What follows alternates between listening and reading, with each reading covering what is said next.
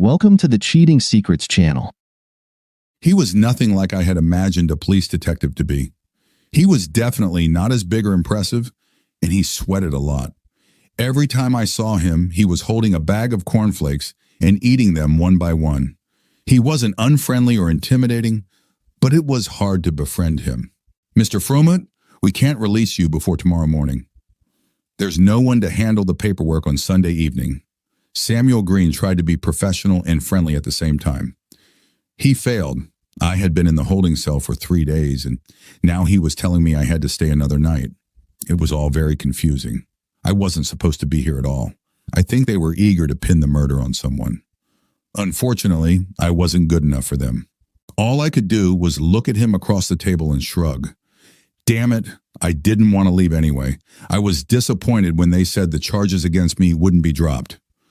Those bastards were sending me home. They were sending me back to my wife and family. Sending? Sending me back? No bail and no refund. I felt like an old soda bottle.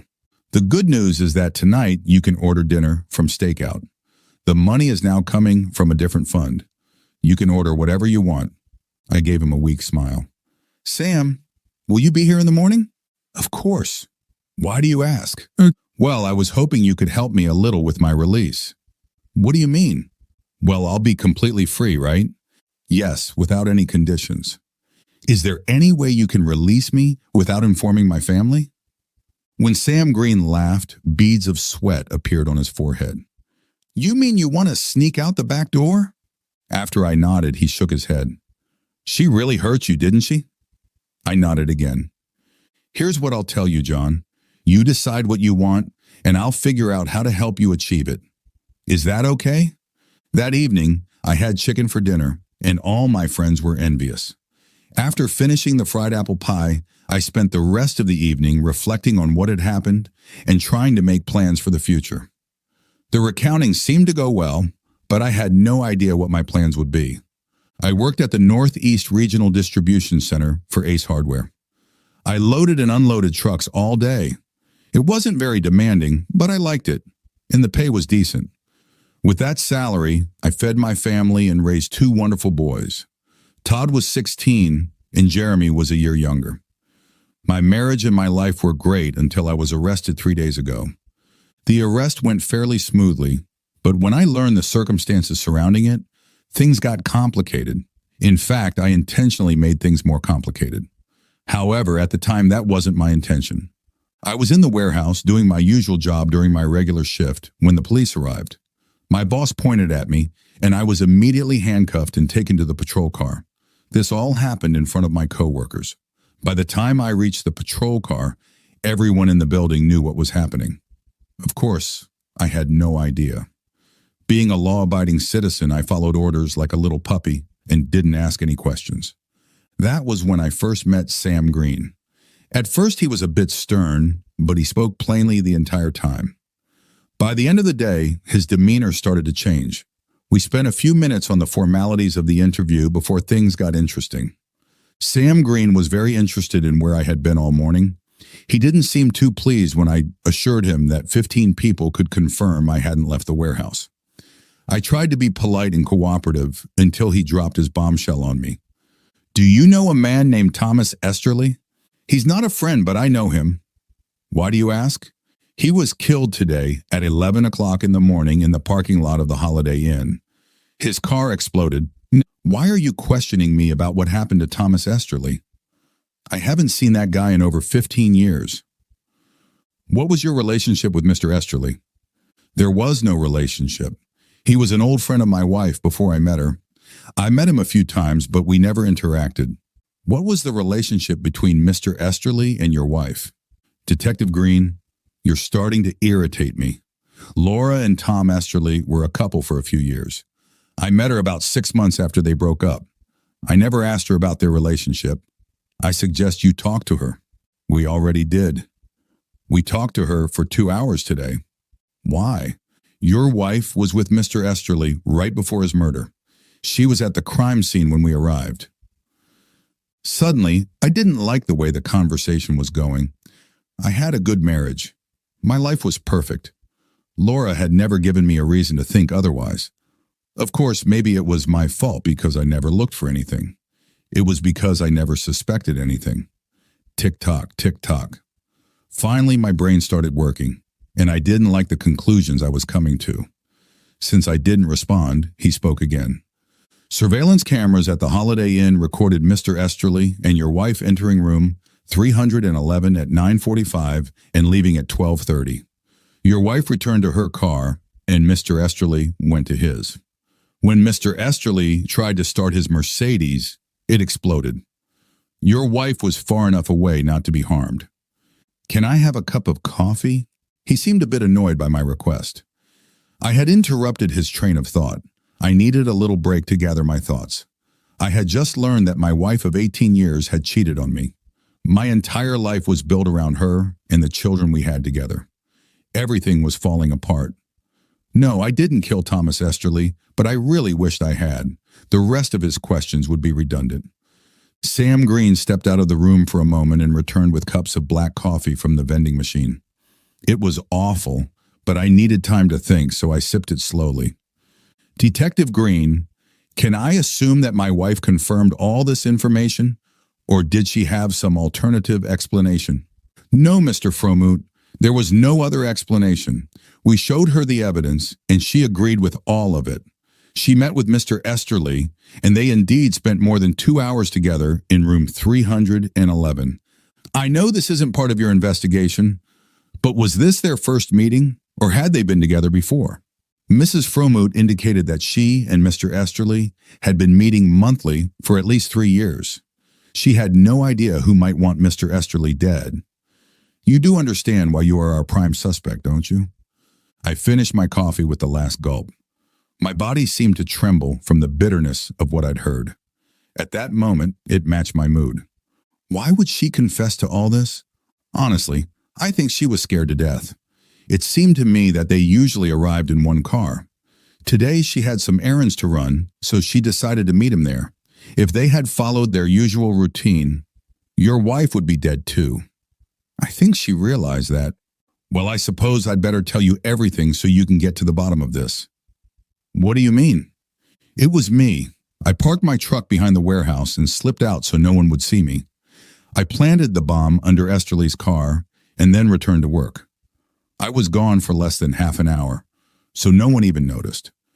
Are you willing to sign a statement confirming this? Of course. An hour later, I was placed in my own cell. Most of the other inmates had to share a cell, but murderers got their own. So why did I do something so foolish? The truth is, it was simple. I was a quiet guy, but proud. What I thought about myself mattered to me. Of course, that meant what other people thought of me mattered too. This situation changed everything in an instant.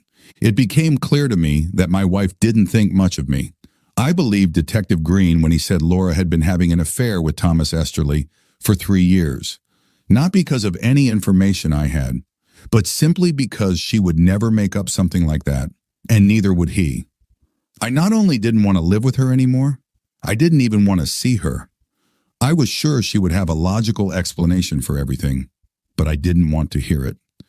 The best way to avoid seeing her was to go to jail. My relationship with my 2 sons had always been great. I never did anything that could embarrass them or make them feel that I was a bad father.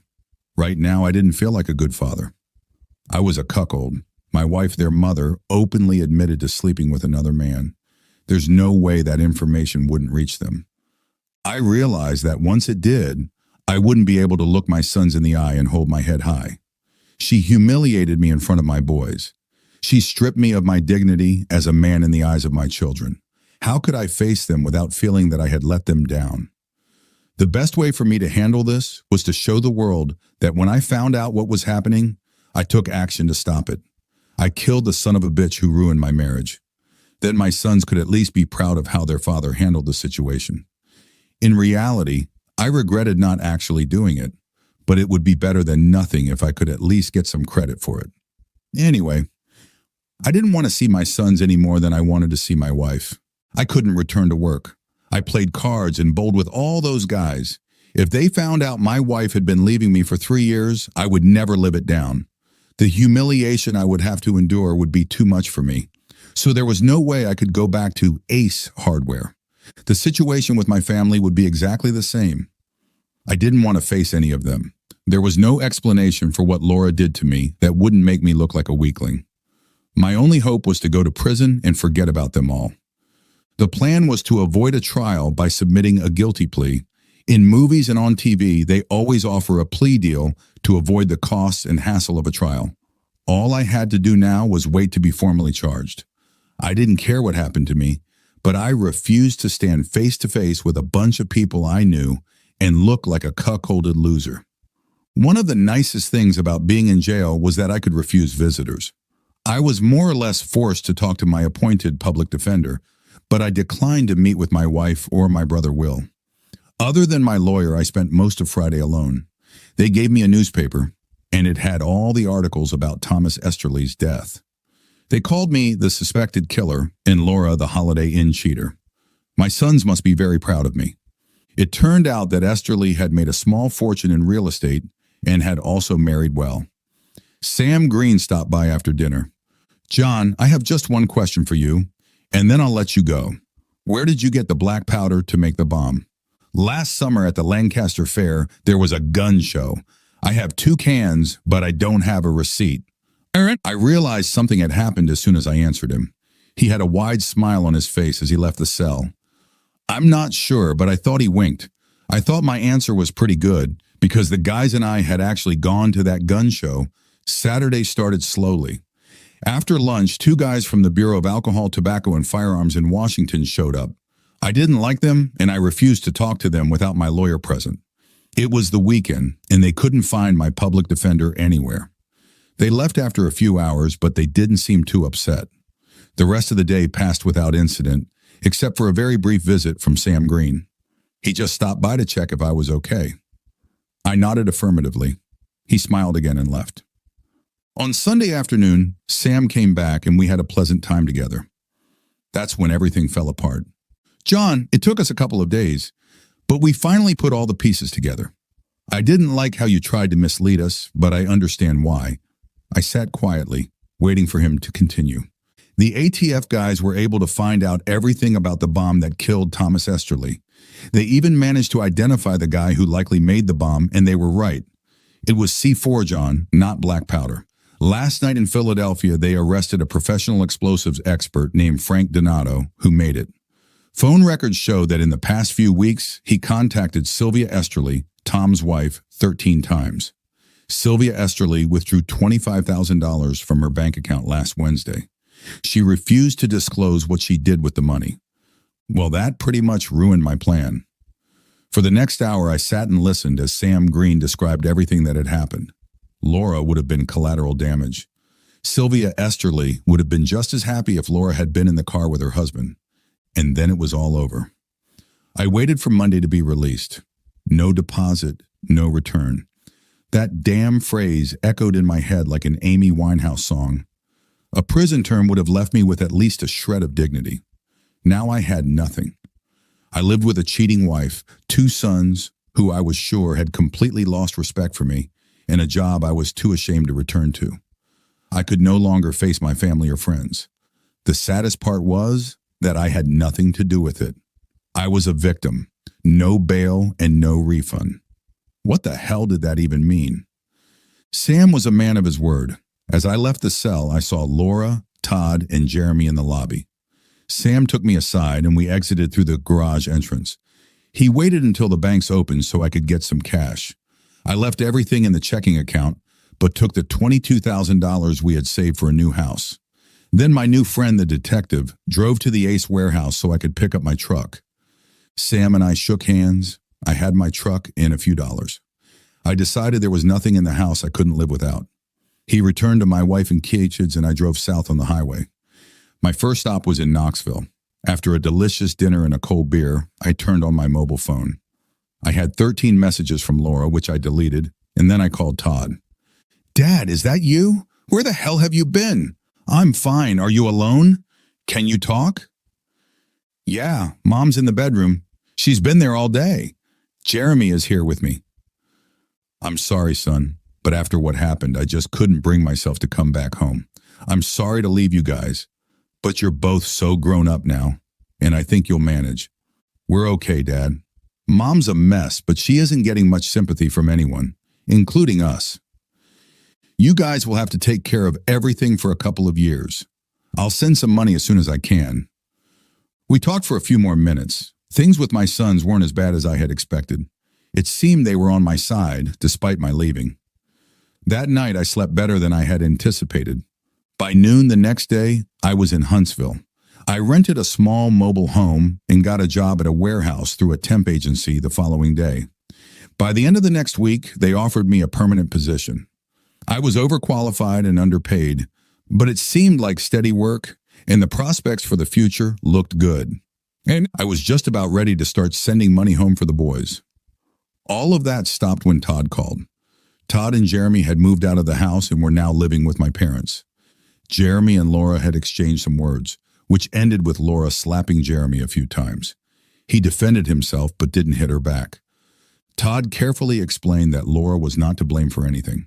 Laura tried to convince the boys that her actions were somehow justified. Todd struggled to keep his composure, but Jeremy exploded. It seems he called his mother every name he could think of. Eventually, it got to the point where Laura couldn't take it anymore. In a fit of rage, Laura screamed that they should just leave with their spineless father. Todd and Jeremy moved out the next morning. 2 days later, my father arrived in Huntsville with my 2 sons. I had no trouble exchanging my small rented mobile home for a larger one. Dad stayed with us for a couple of days and then returned home.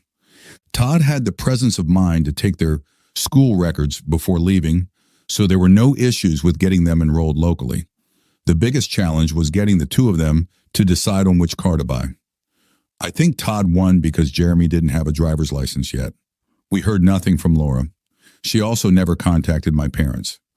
Over the next year, I received 2 good promotions at work. We moved out of the trailer and into a small rental house. Todd got a girlfriend and a part-time job. Jeremy got his driver's license and a car, which was being repaired in the backyard. We handled the household chores together, but I had to do the cooking. I was at work when I received the divorce papers. I never got any explanations or apologies. I really didn't want them. I would love to tell you about the terrible things that happened to Laura, but I can't. She's out of my life, and I have no intention of letting her back in.